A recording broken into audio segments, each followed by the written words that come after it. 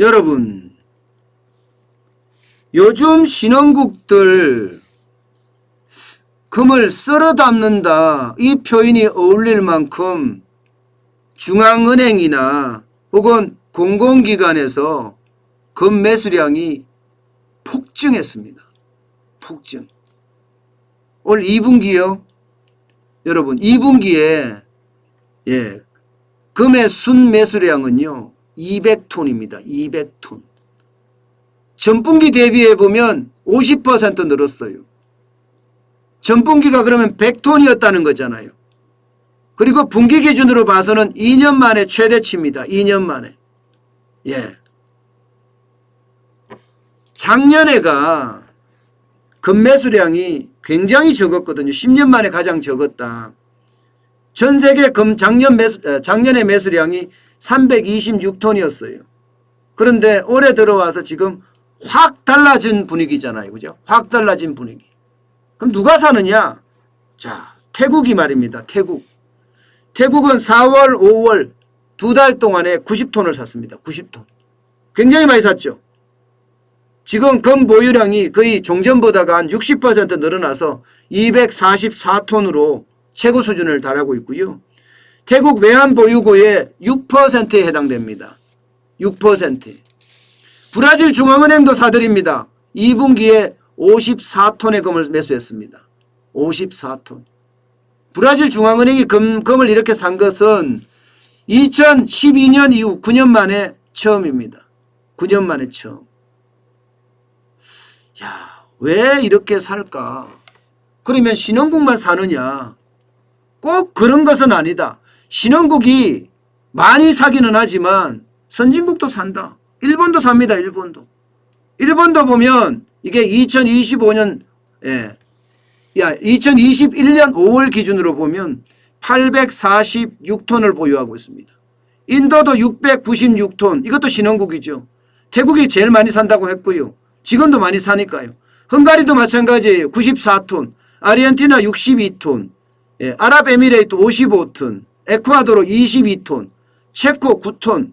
이게 2020년 3월보다는 다 늘리고 있어요. 다. 브라질이나 이런 데도 많이 늘리고. 왜 늘릴까요? 저는요 이런 게 긴축 발작의 일환으로 저는 보고 있습니다. 긴축 발작의 일환. 왜냐하면 미국이 테이퍼링을 할 거고 테이퍼링은 분명히 할 거고 그 다음에 겉이어서 금리 인상도 할 거다. 그렇기 때문에 이거 미리 준비를 해야 된다. 이런 생각을 하는 것은 아닌가 이렇게 생각을 합니다. 미리 준비해야 되는 게 금이라고 보는 거죠. 사실 여러분 금 수익률 안 좋거든요. 금은 이자도 없습니다. 수익률도 안 좋아요. 요즘 보면 보시다시피 2021년 8월 30일 기준으로 보면요. 금펀드 수익률 정감 추이입니다. 다 줄어들었어요. 계속. 1주차만 0.8 뭐 이 정도 늘어난다고 하지만 1개월째는 1.48로 마이너스고요. 3개월째도 마이너스 8.32고요. 6개월차 되니까 0.52까지 줄었다가 연초 대비해서 연초 이후에는 7.4. 계속 금펀드의 수익률도 안 좋아요. 그런데도 금을 사는 이유는 뭘까요? 또 있습니다. 긴축 발작에 대한 대비도 있지만 달러의 가치가 떨어지지 않겠느냐 하는 우려를 많이 하는 거예요. 결국에는 통화 가치가 떨어진다는 거죠. 달러 가치가 떨어지면 자국의 어떤 화폐의 가치도 떨어지잖아요. 달러 가치가 무너지면서 동시에 자국의 화폐 가치도 무너지니까 여기에 대한 문제가 좀 있겠구나. 그래서 금을 많이 사는구나. 이렇게 해석할 수도 있습니다. 이렇게 해석할 수도. 그러니까 이게 두 가지 해석이 다 가능합니다. 두 가지 해석이. 긴축 발작에 대비해서 금을 좀 사야 되겠다. 이게 경제 위기가 나올 수도 있으니 금을 쌓아서 외환 보유액을 늘려야 되겠다. 이런 생각. 여기에다가 통화 가치가 떨어지니까 거기에 대한 대비도 해야 돼. 사실 이 두 가지 말이 어쩌면 똑같은 말이 될 수도 있어요. 그죠? 똑같은 말이 될 수도 있지만 분명히 다르게 해석할 수 있는 부분도 있으니까 통화 가치가 떨어지는 거 이것은 인플레이션이거든요. 인플레이션에 대한 우려가 있는 것 이것까지도 지금 같이 연관이 되지 않겠느냐 이런 추측을 해 봅니다. 실제로 말입니다. 실제로 미국의 또 월가의 전설적인 투자자 뭐 이런 사람들 이야기를 좀 꺼내야지 재미가 있잖아요. 모비우스, 마크 모비우스라는 분 이분도 이렇게 이야기합니다. 적어도 내 투자 자금의 10%는 금에 투자하라 이렇게 이야기합니다. 마크 모비우스는요.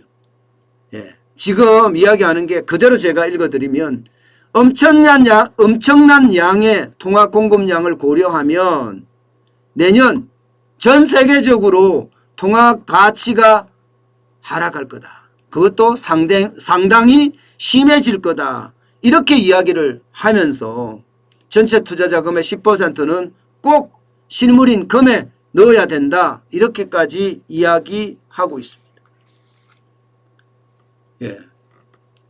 여러분들은 저는 늘 그렇게 생각하거든요. 이미 금이 많이 올랐기 때문에 이게 더 사면 안 된다. 저는 이런 생각을 솔직히 가지고 있어요. 금이 쌀 때 위기일 때 금은 점점 올라가고요. 안정기 때 금은 떨어지거든요. 그래서 지금 금이 뭐 우리 시장에서도 지금 6만 한 5천 원, 6천 원, 7천 원 이렇게 가죠. 세계 시장에서는 지금 온수당 1,800달러 정도 갈 겁니다 아마. 그래서 굉장히 많이 오른 수치라고 저는 지금 보고 있는데 그런데도 불구하고 요즘 시장에서 움직임을 보면요. 금에 대한 수요가 늘어나고 또 위험에 대한 회피로 금을 사고 있다. 이런 얘기도 점점 들리고 있어요. 게다가 가상화폐 대신에 금이다. 이제 이런 이야기가 오히려 디지털 금이 가상화폐가 디지털 금인 줄 알았는데 아니다. 이런 이야기도 하고 있고요.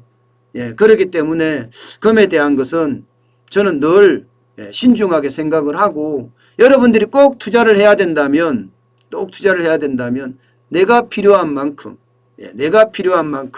매수하는 것도 나쁘지 않다. 저는 항상 내가 필요한 만큼에 방점을 둡니다. 내가 필요한 만큼에.